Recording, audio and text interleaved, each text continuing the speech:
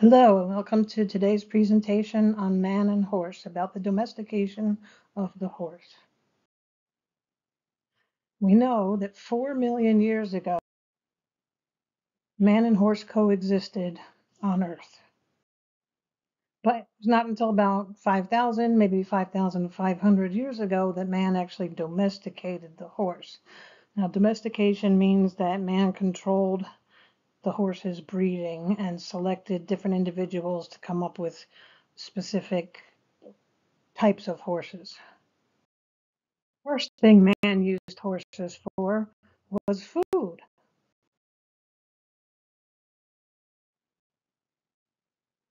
Hunting horses could be difficult because horses were fast. So about 6,000 years ago or more, they found that the relationship between man and horse changed.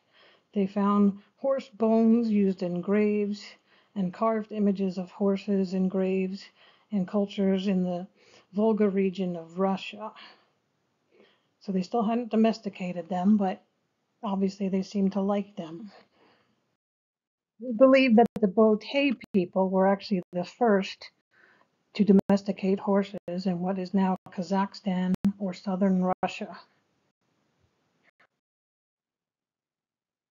It is believed they were the first people to contain and selectively breed horses. Domestication means that the horses don't choose for themselves who to breed with. The people selected them for certain traits. Here you see the region of the planet we're talking about in this circle.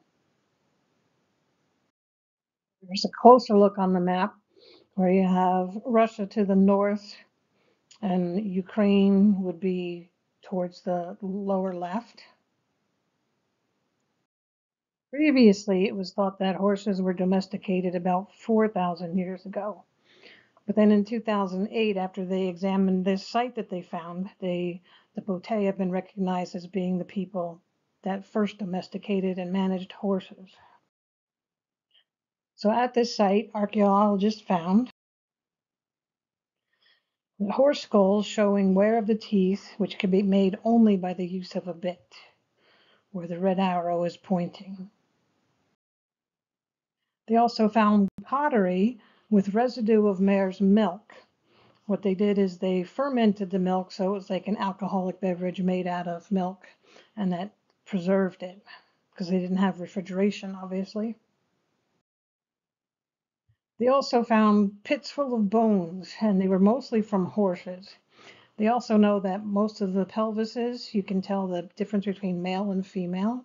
So most of the pelvises were male, which means they were keeping the females to breed and only keeping a few stallions to breed.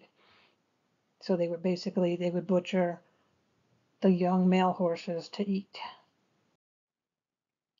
They also found that there was horse manure in high concentrations. Now, in wild, the horses wouldn't stand there and put manure in one place.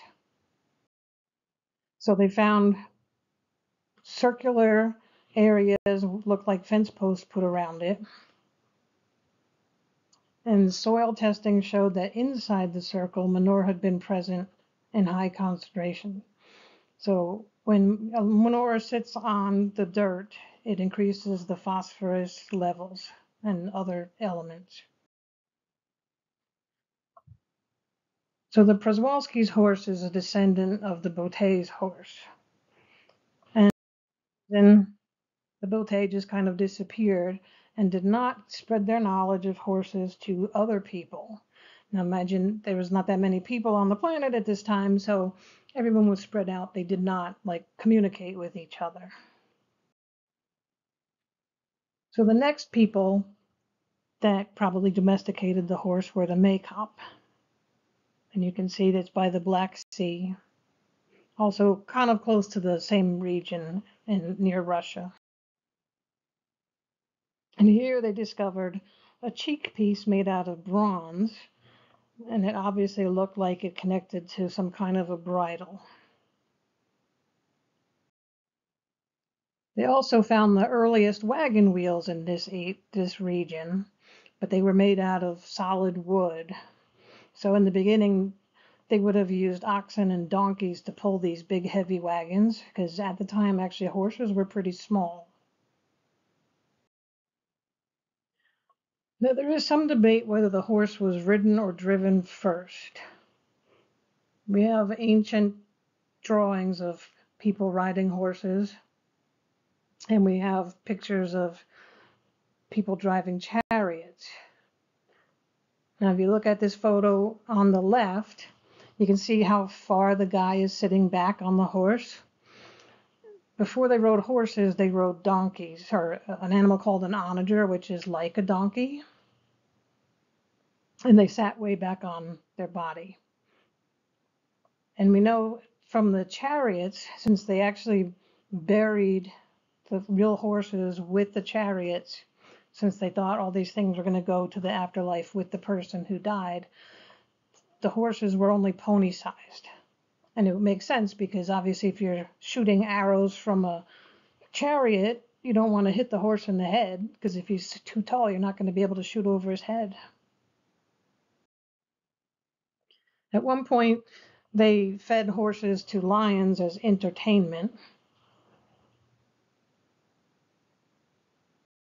The invention of the chariot meant horses could go further, and they started to bring them into Mesopotamia and the lowland in the Near East in much larger numbers after 2000 BC.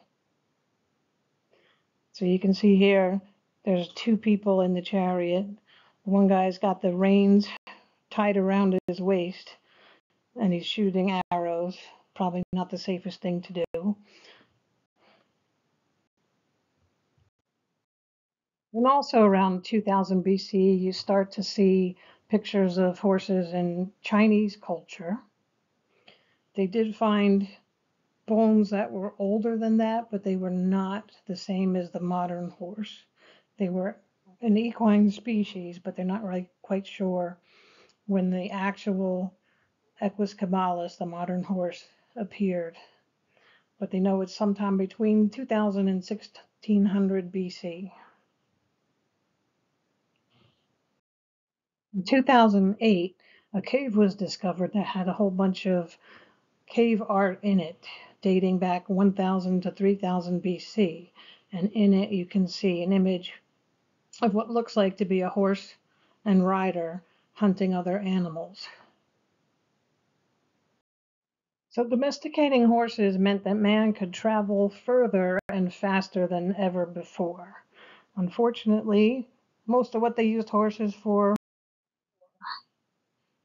In fact, the Civil War would probably end it a lot quicker, except the Confederacy had more horses because they were more agricultural based, where the northern states, most people lived in cities, and a lot of people did not have their own horses. We were still using horses in war as late as World War II. Now, by that time, we had tanks and we had planes, but a horse can go through the woods where a tank can't. When we weren't using horses for war, they provided power for farming and transportation. But then, the invention of the tractor meant horses were no longer needed for farming. And that came around about the late 1800s when the first gas-powered tractors were invented. Next, the invention of the train meant that we didn't need horses to travel long distances.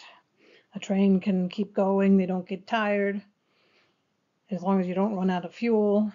They're much faster and probably a lot safer than driving in a wagon cross country.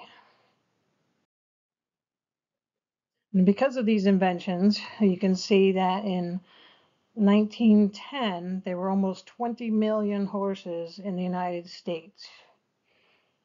But then once gas-powered tractors became more available and affordable, people started trading their horses for tractors. And the population continued to decline. Most of these horses were probably sent to slaughter, or as the old saying would say, sent to the glue factory, because they used to make glue out of the hooves Today, all glues are made from synthetic materials, so we don't have to worry about that. And then a funny thing happened.